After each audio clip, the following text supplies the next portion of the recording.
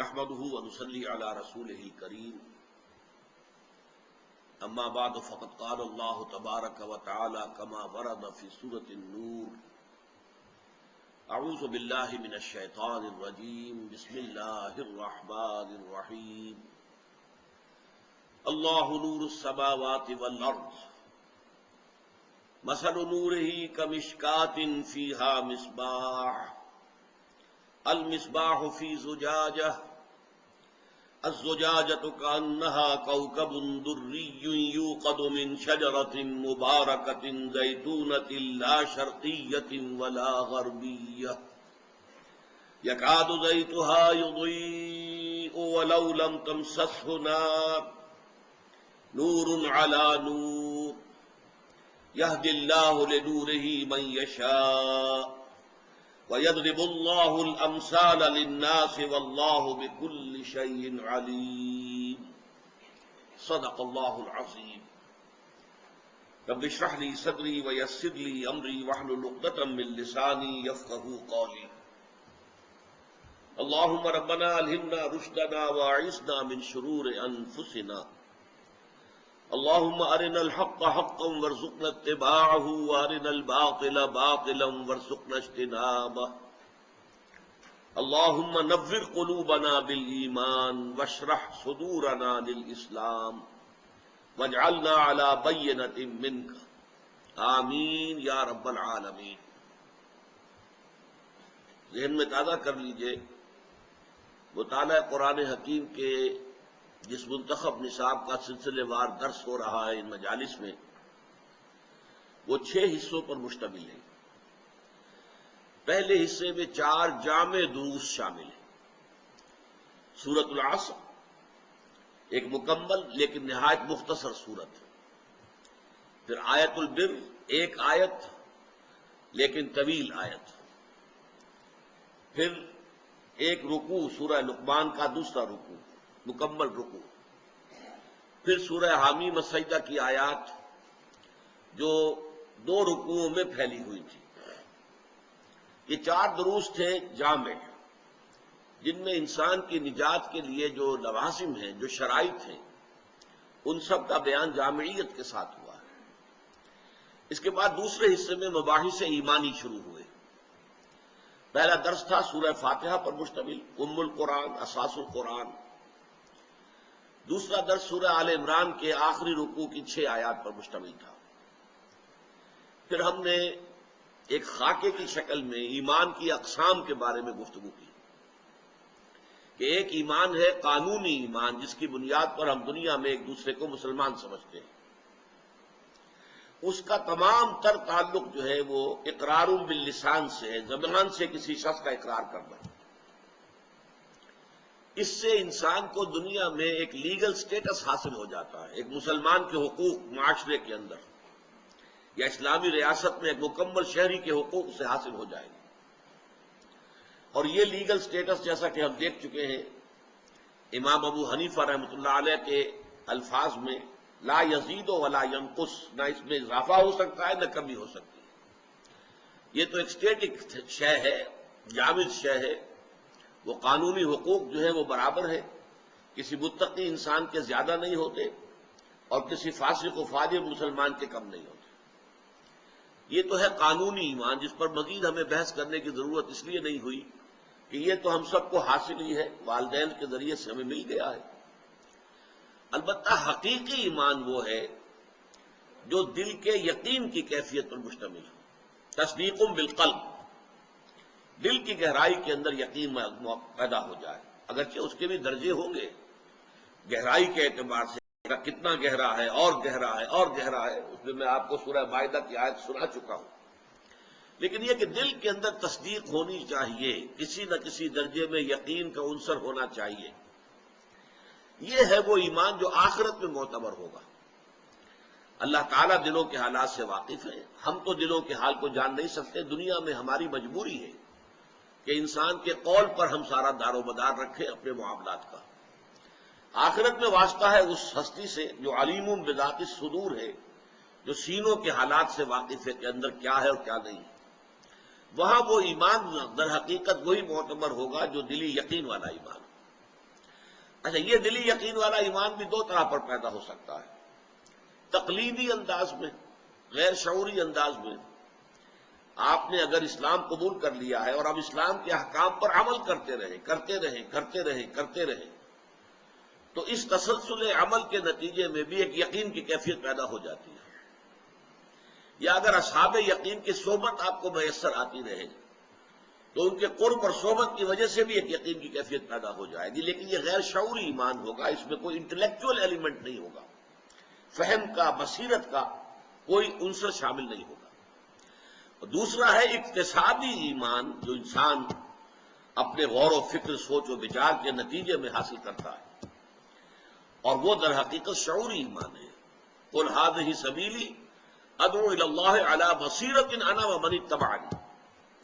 اس کے ذیل میں پھر ہم نے دیکھا کہ سورہ آل عمران کی آخری آیات میں اور اس سے پہلے سورہ بقرہ کے 20ویں رکوع کی طویل آیت میں پہلی حقیقت یہ واضح کی گئی کہ جہاں تک اللہ پر ایمان کا تعلق ہے وہ کسی منطقی دلیل سے، کسی سائنسی دلیل سے ثابت نہیں کیا جا سکتا۔ اللہ کا وجود، اللہ کی ہستی، یہ کسی منطقی دلیل سے یا کسی سائنٹیفک آرگومنٹ سے ثابت نہیں کی جا سکتی۔ یہ تو ایک ہی طریقہ ہے کہ وہ اندر انسان کے موجود ہے، صرف ذہول کا اور نسیان کا، بھول کا پردہ طاری ہو گیا ہے، لہذا آیات کے حوالے سے یاد دلایا جاتا۔ دیکھو، کوئی یاد آیا تمہیں؟ فلاں شے کو دیکھو، یہ اللہ کی آیت ہے، اللہ یاد آ گیا۔ تو اگر تو وہ یاد آئے گا تو اندر سے یاد آئے گا، آپ باہر سے ایمان باللہ کسی کے دل میں داخل نہیں کر سکتے، کوئی تدبیر نہیں۔ اسی لیے آیات کا لفظ قرآن مجید میں آیا۔ آیت کہتے نشانی کو ہے، نشانی وہ شے ہوتی ہے جسے دیکھ کر کوئی شے یاد آ جائے۔ وہ یاد آنا سپونٹینیس ہوتا ہے، از خود ہوتا ہے، اس میں کوئی اور جو ہے آپ تکلف کے ذریعے سے نہیں کر سکتے۔ اسی لیے فذکر انما انت مذکر لست علیہم بمسیطر، اے اللہ کے نبی، آپ تو یاد دہانی کی کوشش کیجئے، اور آپ کا کام صرف یاد دہانی کرانا ہے، آپ کو داروغہ نہیں ہے، آپ ان سے اللہ کی ہستی کو منوا نہیں سکتے، وہ تو ان کے اپنے اندر سے ابھرے گا۔ البتہ یہ کہ اس کے بعد پھر منطقی دلائل بھی اس میں شامل ہوتے ہیں، تو پھر ایمان باللہ کے بعد ایمان بالآخرہ، اور پھر جب کسی نبی یا نبی کے امتی داعی کی آواز کان میں پڑتی ہے، وہ انہی امور کی دعوت دے رہا ہے۔ ربنا اننا سمعنا منادیا ینادی للایمان ان آمنوا بربکم فآمنا، وہ ہم ایمان لے آئے۔ یہ ایمان سمعی ہے، ایمان بالرسالت۔ اب در حقیقت اسی مفہوم کو سورہ نور کی جو آیات ہیں ان کے اندر، آیات نور یہ مشہور ہیں قرآن مجید کی آیات، اور بہت یوں سمجھیے کہ فضیلت والی ہیں، ان میں ایک تمثیل کے پیرائے میں بیان کیا گیا ہے۔ اس کو یوں سمجھیے، یعنی یہ جو سورہ آل عمران کا رکوع تھا اور اب جو ہم پڑھنے چلے ہیں سورہ نور کا 5واں رکوع، ایک حقیقت کو دو مختلف اندازوں میں پیش کیا گیا، دو اسلوب مختلف ہیں۔ ان دونوں اسالیب کا جو فرق ہے وہ یوں سمجھیے کہ حصول معرفت کے دو راستے ہیں۔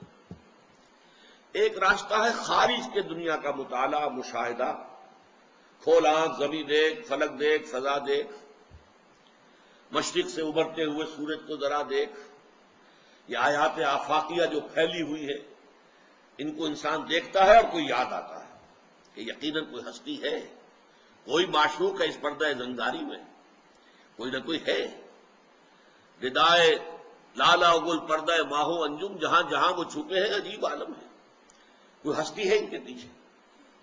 اور ایک یہ ہے کہ اپنے من میں ڈوب کر پا جا سراغ زندگی۔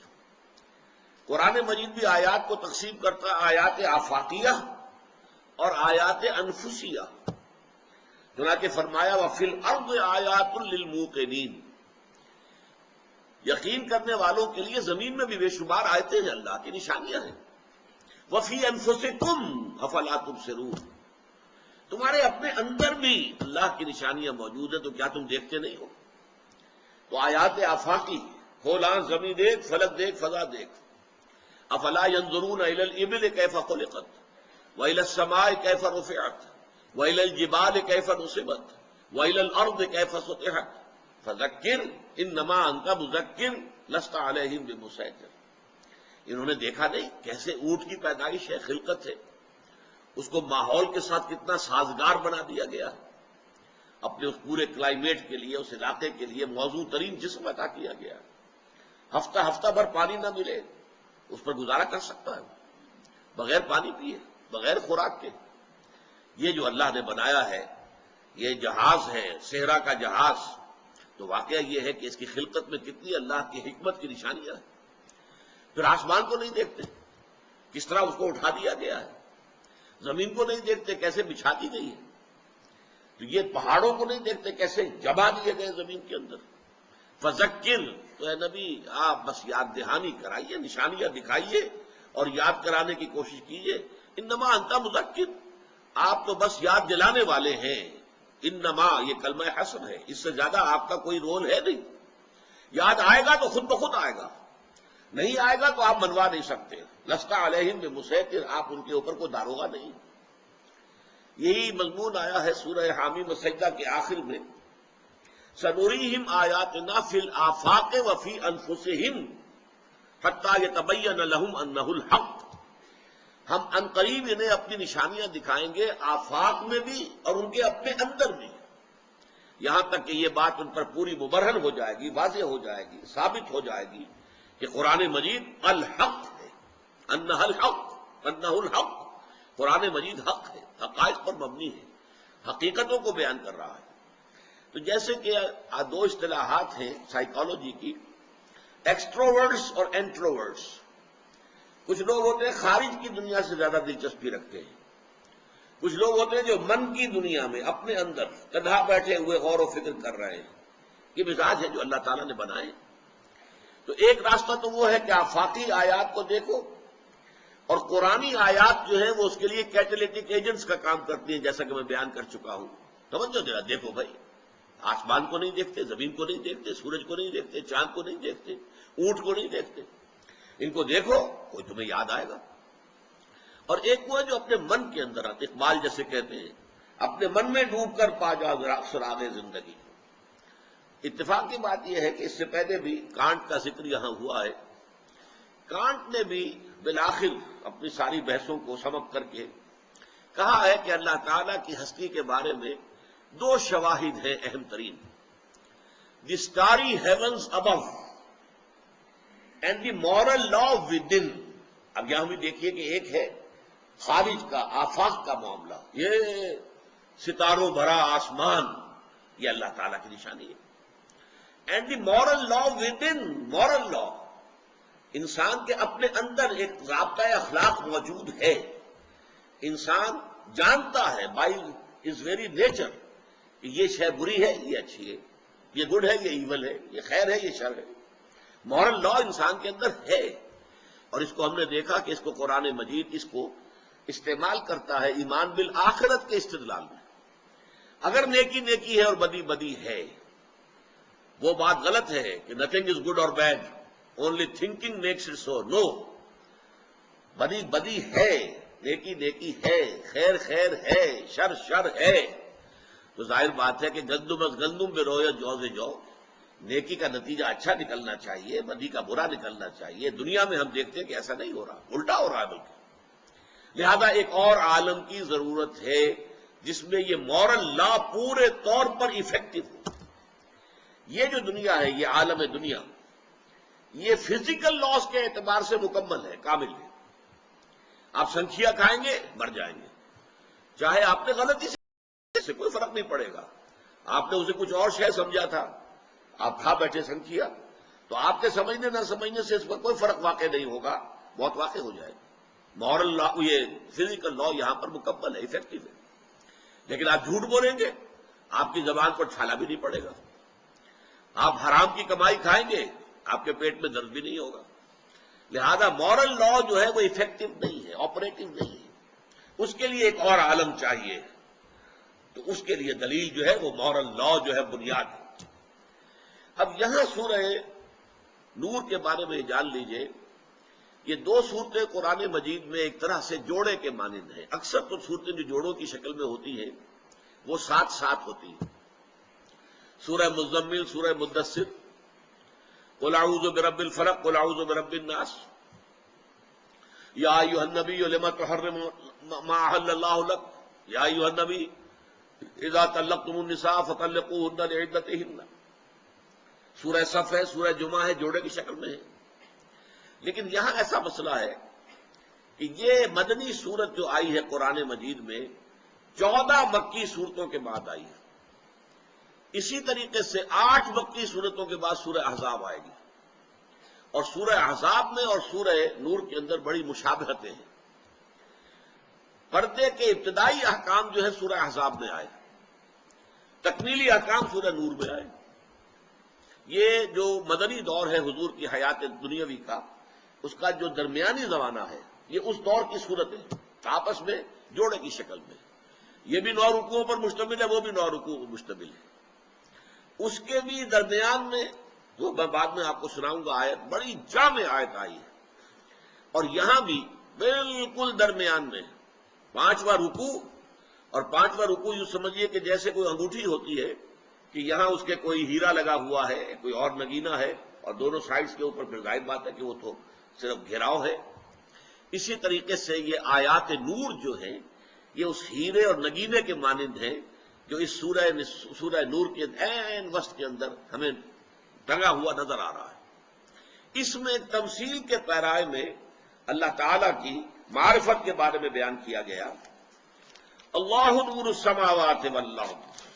لیکن اس سے پہلے ایک بات اور صاف سمجھ لیجئے، قرآن مجید میں اور دوسری بھی کتب سماویہ میں تمثیل جو ہے اور تمثیلات کا معاملہ بہت کثرت کے ساتھ آیا.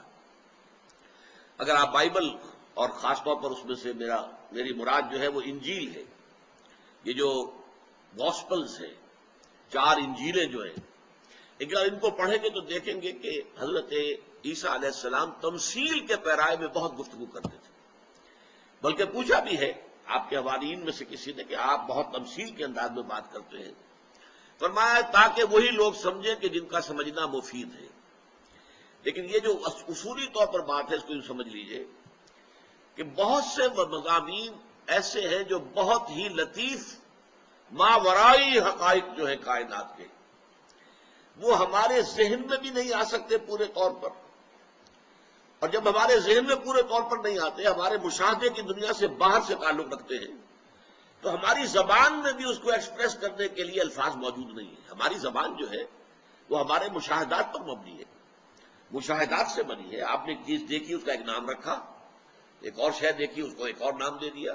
جو ہم دیکھ رہے ہیں مشاہدات ہیں، اسی سے ہماری زبان جو ہے وہ پروان چڑھ رہی ہے.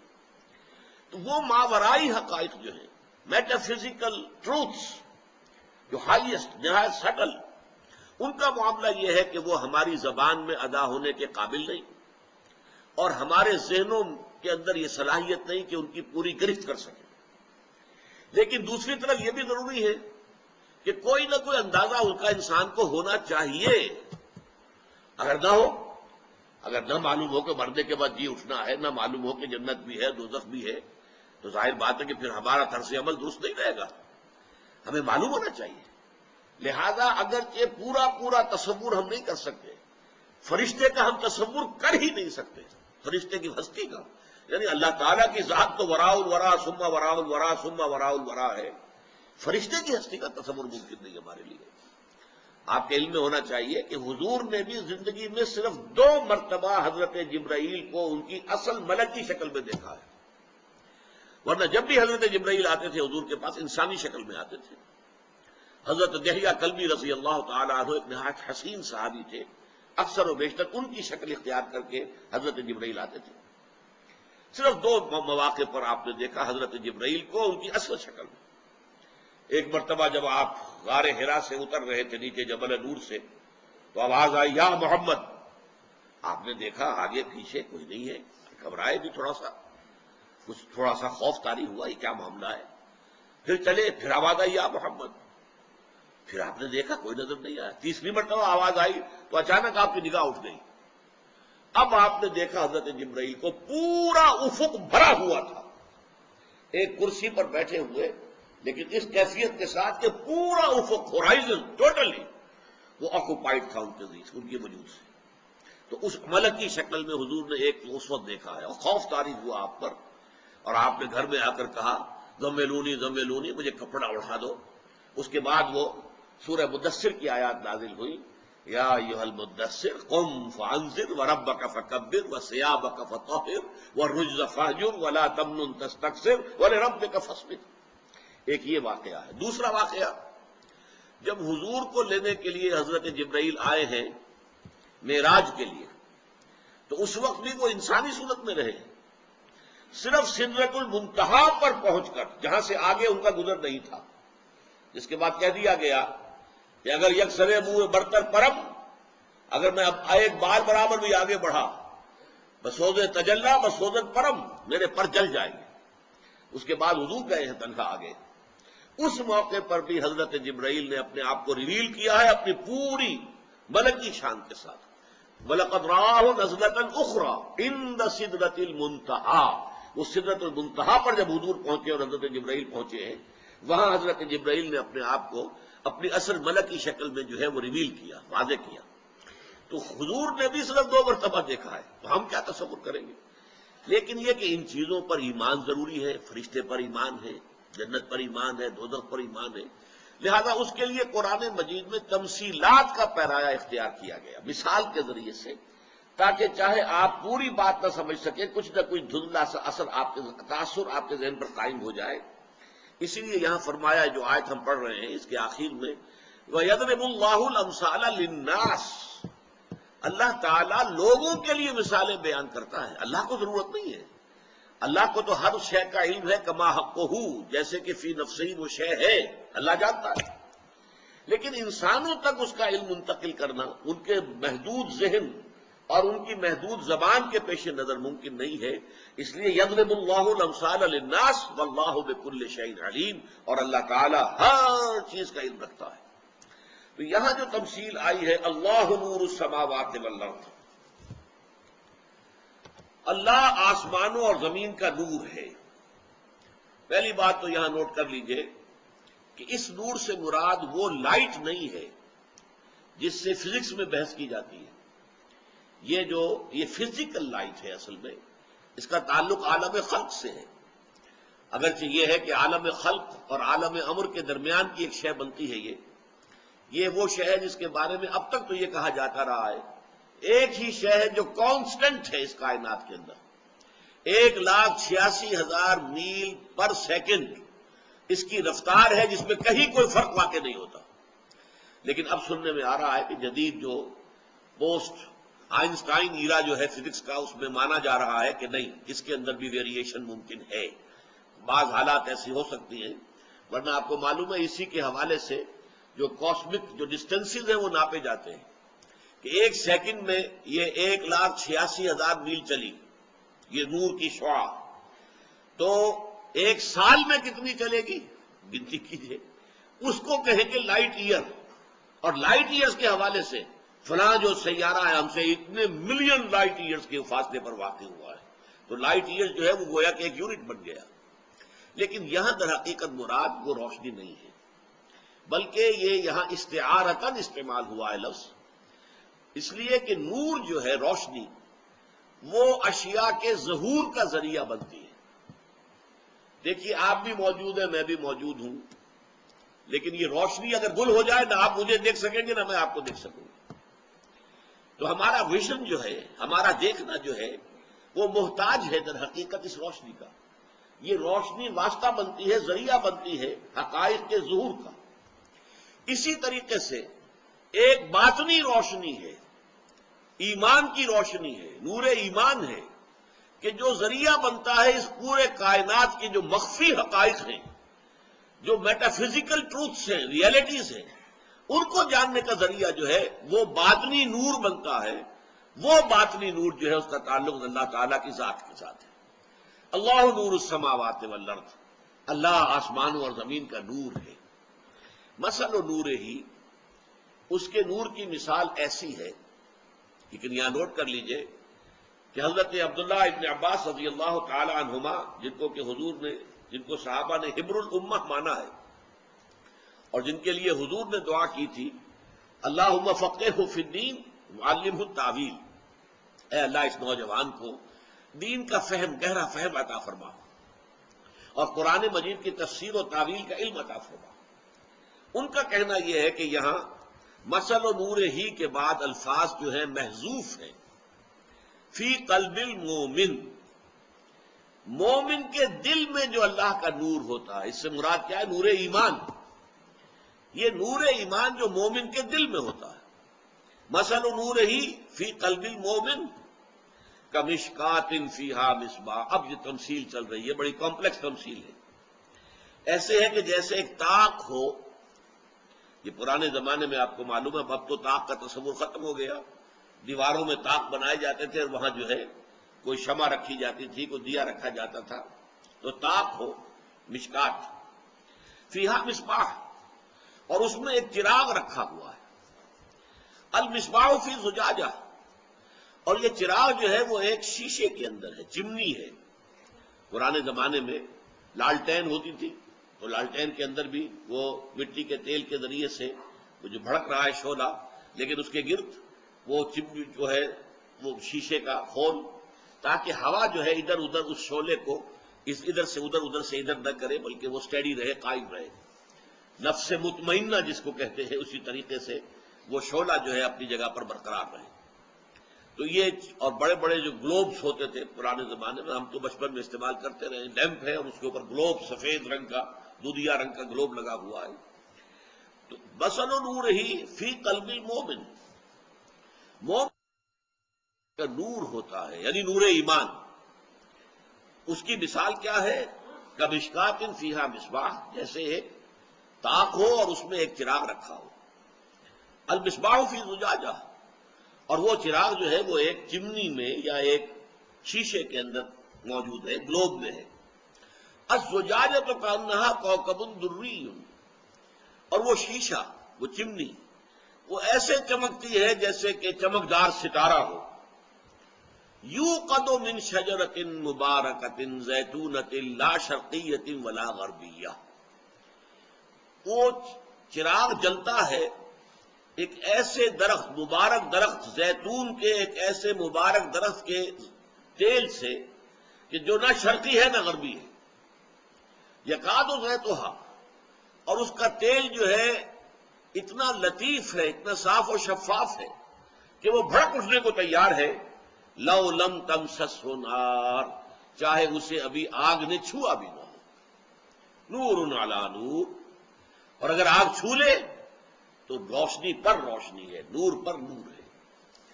اب اس کو یوں سمجھیے، پچھلے زمانے سے آپ کو معلوم ہے کہ تیل کے ذریعے سے دیا ہو، چراغ ہو، اس کے اندر تیل جلتا تھا.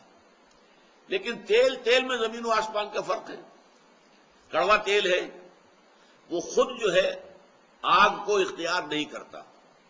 آپ کو اس میں روئی کی بتی لگانی پڑے گی، وہ بتی سک کرے گی تیل کو، اس میں وہ تیل جلے گا. براہ راست تیل نہیں جلے گا، بلکہ تیل کو جلانے کے لیے آپ کو درمیانی ایک واسطہ بتی کا اختیار کرنا پڑا. لالٹین میں کیا ہوتا تھا؟ لالٹین میں بھی مٹی کا تیل ہے نیچے اس کے سٹور جو ہے، لیکن اس کے اندر سے بتی جو اوپر آ رہی ہے وہ وہاں سے تیل کو سک کر کے اوپر لا رہی ہے، اور اس بتی کے ذریعے سے وہ تیل جل رہا ہے.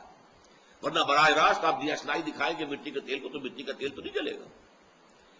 اس کے برعکس آپ کو معلوم ہے پیٹرول جو ہے وہ خود آگ کو آگے بڑھ کر پکڑتا ہے. یعنی یہ کہ چاہے ابھی اس کے پاس جو ہے وہ چنگاری نہ آئی ہو، اسی لیے آپ کہتے ہیں جہاں پر بھی یہ تیل کے جو اسٹیشنز ہوتے ہیں، گیس اسٹیشنز یا آئل پمپس وغیرہ جہاں، تو وہاں سگریٹ جلانا، ماچس جلانا سختی کے ساتھ منع ہے. اس لیے کہ کسی بھی وقت وہ پیٹرول جو ہے وہ پکڑ لے گا، دھماکہ ہو جائے گا، تباہی آ جائے گی. یہ ہے فرق تیل اور تیل کے اندر. اب ظاہر بات ہے جس زمانے میں قرآن نازل ہو رہا ہے پیٹرول کا بھی وجود نہیں تھا، انسان نہیں جانتا تھا، پیٹرول سے واقف نہیں تھا. لیکن انتہائی صاف اور شفاف تیل ہونے کے اعتبار سے زیتون کا تیل، اور زیتون بھی عام نہیں، ایسا زیتون کا درخت جو نہ شرقی ہو نہ غربی ہو. اس کو کہا ہے عبداللہ ابن عباس نے کہ یا تو وہ کسی اونچائی پر ہے، پہاڑ کی چوٹی کے اوپر درخت کھڑا ہے. اب ظاہر بات ہے کہ اس پر سارا دن جو ہے سورج کی تمازت جو ہے وہ اثر کرے گی. صبح کے وقت بھی سورج پڑ رہا ہے، شام کو بھی ہے، اس لیے کہ کوئی اوٹ نہیں ہے. شرقی درخت ہے، فرض کیجئے کوئی جھنڈ ہے، اس کے مشرق میں جو درخت ہوگا صبح کی دھوپ تو اسے ملے گی، شام کی دھوپ تو نہیں ملے گی، اس لیے کہ اس کے اور سورج کے درمیان جو مغرب کے اندر اس کے جو درخت ہیں وہ آڑ بن جائیں گے۔ اگر کوئی غربی ہے تو صبح کی دھوپ اسے نہیں ملے گی، اسے صرف جو ہے شام کی دھوپ ملے گی۔ لا شرقیت ولا غربیہ، نہ شرقی نہ غربی۔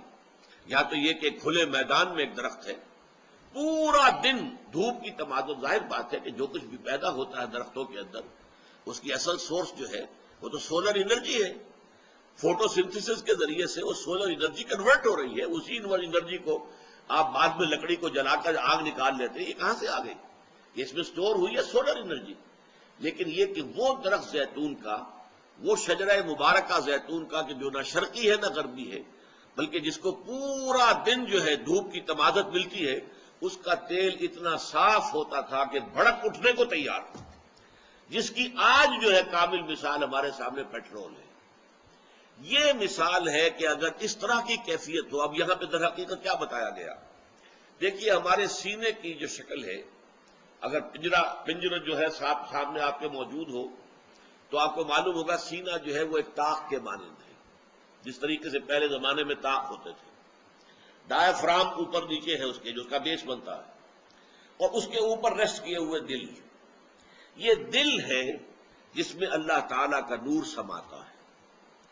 حدیث میں آتا ہے لم یسانی ارضی ولا سمائی ولیکن یسانی قلب عبد المومن، میں نہ آسمانوں میں سما سکتا ہوں نہ زمین میں سما سکتا ہوں، لیکن اپنے بندہ مومن کے دل میں سما جاتا ہوں۔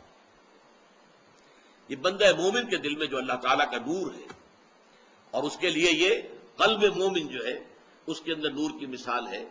اس میں ایک تو فطرت کا تیل ہے، وہ فطرت کا تیل صاف اور شفاف، کسی کا اتنا صاف اور شفاف تھا کہ حضرت ابو بکر صدیق رضی اللہ تعالیٰ عنہ کو دیر ہی نہیں لگی، ادھر حضور نے بات کی ادھر وہ فوراً ایمان لے آئے، اس لیے کہ وہ روغن شفاف تھا،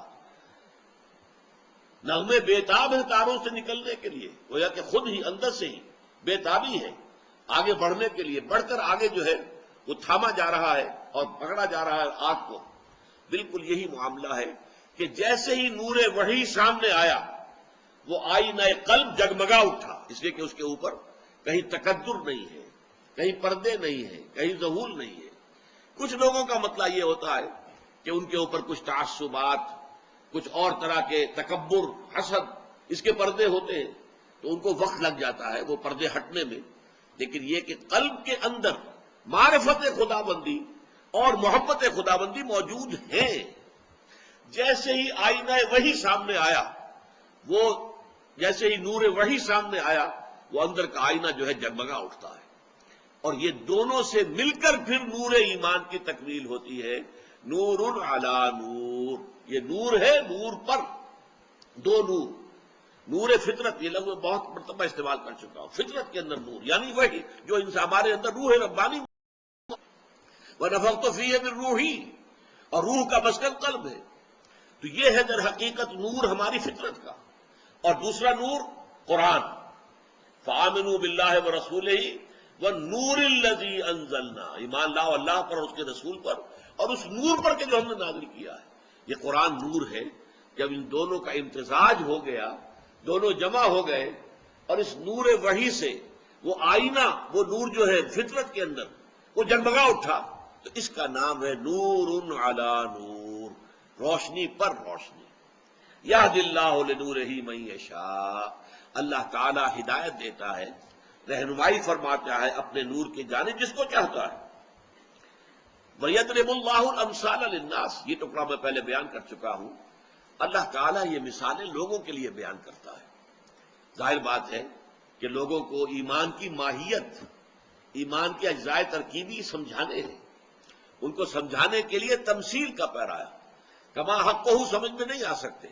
لیکن یہ جیسے کہ ایک صاف شفاف تیل جو ہے وہ بھڑک اٹھنے کو بےتاب ہوتا ہے، پیٹرول تو گویا کہ آگے بڑھ کر دیاشلائی جو ہے اس کو خود پکڑ لیتا ہے، بجائے اس کے کہ دیاشلائی جا کر دکھائی جائے اس کو۔ اسی طریقے سے جن لوگوں کا وہ نور فطرت محفوظ ہوتا ہے، جس کو میں کہتا رہا ہوں فطرت سلیمہ، پرورٹڈ نہیں ہے، اس کے اوپر خواہشات، شہوات، تکبر، حسد، اس کے پردے نہیں آ گئے، بلکہ وہ بالکل سلیم سالم حالت کے اندر وہ موجود ہے. اس کے سامنے جیسے ہی نور وحی آئے گا، اسے وقت نہیں لگے گا، فوراً جگمگا اٹھے گا، اور یہ ہوگا نور علی نور یہدی اللہ لنورہ من یشاء ویضرب اللہ الامثال للناس واللہ بکل شیء علیم. اللہ تعالیٰ تو ہر شے کا علم رکھتا ہے، اس کا علم کامل ہے، ہر شے کی اصل حقیقت اس پر واضح ہے. ہر شے جیسے کہ وہ فی نفسہ ہی ہے، جو اس کی اصل ماہیت ہے، اللہ اس کو جانتا ہے.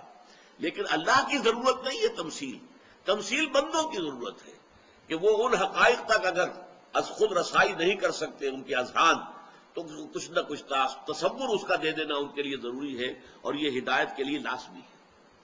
اچھا، اب جن کے دل میں یہ نور ایمان پیدا ہو جاتا ہے، ان کی شخصیت کا ایک نقشہ دکھایا جا رہا ہے.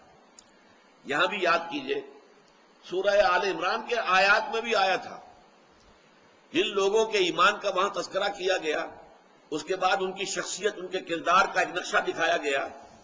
فالذین ہاجروا واخرجوا من دیارہم وأوذوا فی سبیلی وقاتلوا وقتلوا. جہاد، قتال، اللہ کی راہ میں جانے دینا، تکلیفیں جھیلنا، برداشت کرنا، پرسیکیوشن کو برداشت کرنا، ٹارچر کو برداشت کرنا، بھوک کو برداشت کرنا. وَلَنَبْلُوَنَّكُمْ بِشَيْءٍ مِّنَ الْخَوْفِ وَالْجُوعِ وَنَقْصٍ مِّنَ الْأَمْوَالِ وَالْأَنفُسِ وَالثَّمَرَاتِ. اب یہ ایک تصویر کا رخ ہے، اس کا تعلق خارج سے ہے. خارج میں باطل کے ساتھ کشاکش، باطل سے مقابلہ، باطل کے ساتھ آنکھوں میں آنکھیں ڈال کر اسے چیلنج کرنا، یہ خارج کا معاملہ ہے. یہاں آپ دیکھیں گے، چونکہ میں نے کہا تھا وہ ایکسٹروورٹس کا معاملہ تھا، یہاں انٹروورٹس کا معاملہ ہے. یہ جو داخل اپنے من میں ڈوب کر پاجا سراغ زندگی والا جو معاملہ آیا ہے ایمان کی حقیقت کے اعتبار سے، یہاں ایمان کا ظہور کس شکل میں ہو رہا ہے؟ فی بیوت نذن اللہ ان ترفع ویذکر فیہا اسمہ. ان گھروں میں جن کے بارے میں اللہ نے حکم دیا ہے کہ انہیں بلند کیا جائے اور ان میں اس کا نام لیا جائے، یاد کیا جائے، اس کے نام کی مالا جپی جائے. یسبح لہ فیہا، وہ لوگ جن کے دلوں میں یہ نور ایمان پیدا ہو جاتا ہے، وہ ان گھروں میں اللہ کی تسبیح میں مصروف رہتے ہیں، بالغدو والآصال، صبح کے وقت بھی اور شام کے اوقات میں بھی. رجال، وہ جوان مرد، لا تلہیہم تجارت ولا بیع عن ذکر اللہ، جنہیں غافل نہیں کر سکتی نہ کوئی تجارت، کوئی کاروبار، کوئی دھندا، نہ کوئی خرید و فروخت، کوئی سودا، عن ذکر اللہ، اللہ کی یاد سے، وإقام الصلاۃ، اور نماز کے قائم کرنے سے، وإیتاء الزکاۃ، اور زکوٰۃ کے ادا کرنے سے. اور اس سب کے باوجود یخافون یوما تتقلب فیہ القلوب والابصار، وہ ڈرتے رہتے ہیں اس دن کے تصور سے، لرزاں و ترساں رہتے ہیں جس دن کے نگاہیں اور دل الٹ جائیں گے، یعنی قیامت کا دن. لیجزیہم اللہ احسن ما عملوا، جس کا نتیجہ کیا نکلے گا؟ یہ لام عاقبت ہے کہ اللہ تعالیٰ بہترین اجر اور جزا عطا فرمائے گا انہیں ان کے اعمال کی. وَيَزِيدَهُم مِّن فَضْلِهِ، ان کے اعمال کا بھرپور صلہ تو دے گا، وہ تو حساب کتاب سے ہوگا. پھر وَيَزِيدَهُم مِّن فَضْلِهِ، وہ اپنے فضل سے اور اس میں اضافہ کرے گا. وَاللَّهُ يَرْزُقُ مَن يَشَاءُ بِغَيْرِ حساب، اللہ تعالیٰ دیتا ہے جس کو چاہتا ہے بغیر حساب. دیکھیے، اب یہ دو رخ آ گئے ہیں بندہ مومن کی شخصیت اور کردار کے دو رخ.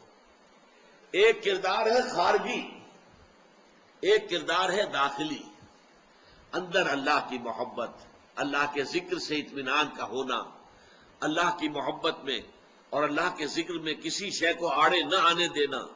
کاروبار دنیاوی ہو، کوئی اور سودا ہو، لین دین ہو، کہیں بھی اللہ کے ذکر سے جو ہے وہ شے انسان کو باز نہ رکھ سکے. اور پھر بھی خوف، لرزاں و ترساں، ان کی زندگی کا یہ سارا نقشہ جو ہے دیا جا رہا، یہ ایک پکچر ہے. اور بندہ مومن کی شخصیت کی مکمل تصویر ان دونوں کو جوڑنے سے بنتی ہے. ہوتا یہی ہے اکثر و بیشتر، بعض لوگوں کا رجحان اس پہلے رخ کی طرف زیادہ ہوتا ہے، دوسرے کی طرف کم ہوتا ہے. بعض کا دوسرے کی طرف زیادہ ہے، پہلے کی طرف کم ہے. لیکن یہ کہ بالکل فارغ اور خالی رہ جانا، ایک یک رخی شخصیت، وہ اسلام کو مطلوب نہیں ہے. اسلام کو وہ شخصیت مطلوب ہے جو ایک طرف فالذین ہاجروا واخرجوا من دیارہم وأوذوا فی سبیلی وقاتلوا وقتلوا، لَأُكَفِّرَنَّ عَنْهُمْ سَيِّئَاتِهِمْ۔ اب دیکھیے وہاں نہ نماز کا ذکر ہے، نہ ذکر کا ذکر ہے، اللہ کی یاد کا ذکر ہے، کوئی ذکر نہیں۔ لیکن دوسرا رخ کیا ہے؟ فی بیوت نذر اللہ ان ترفع ویذکر فیہا اسمہ، ان گھروں میں مراد ہے مساجد۔ یہ مساجد کے بارے میں ایک قول نقل کیا حضرت عبداللہ ابن عباس کا امام راضی نے کہ یہ مساجد جو ہے یہ اللہ تعالیٰ کے نور کے مراکز ہیں، اور جس طرح تم آسمان پر ستاروں کو چمکتے ہوئے دیکھتے ہو، آسمان والوں کو زمین میں یہ مسجدیں جو ہیں چمکتی ہوئی نظر آتی ہیں۔ نور ربانی جو ہے در حقیقت جہاں اللہ کی یاد کی جا رہی ہے، نماز پڑھی جا رہی ہے، آسمان والے دیکھتے ہیں زمین کو تو وہاں یہ مسجدیں ستاروں کے مانند چمکتی ہوئی نظر آتی ہیں۔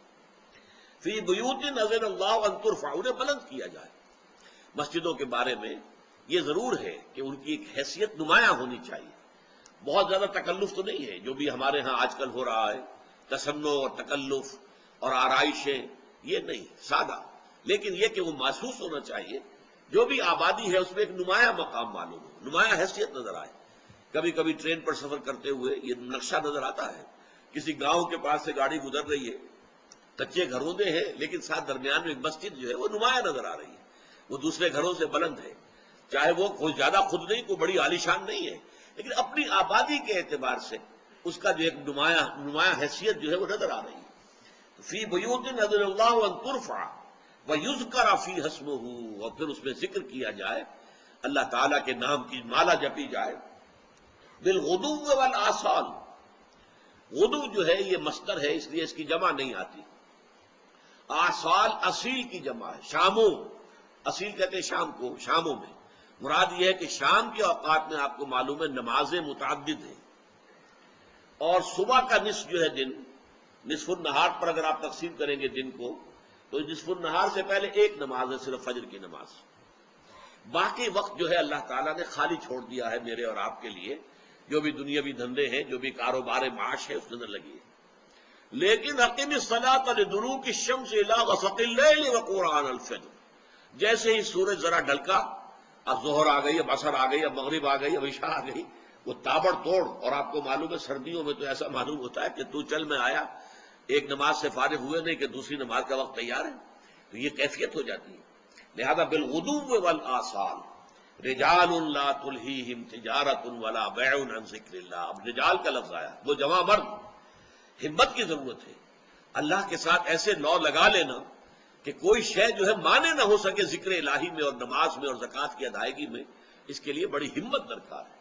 وہ جمع ہمت لوگ، وہ جمع مرد لوگ جنہیں غافل نہیں کر سکتی نہ کوئی تجارت اور نہ ہی کوئی سودا لین دین عن ذکر اللہ، اللہ کی یاد سے، و اقام الصلاۃ اور نماز کی ادائیگی سے، و ایتاء الزکاۃ اور زکوٰۃ کی ادائیگی سے، اور اس سب کے باوجود ان کے دلوں کا حال کیا ہے؟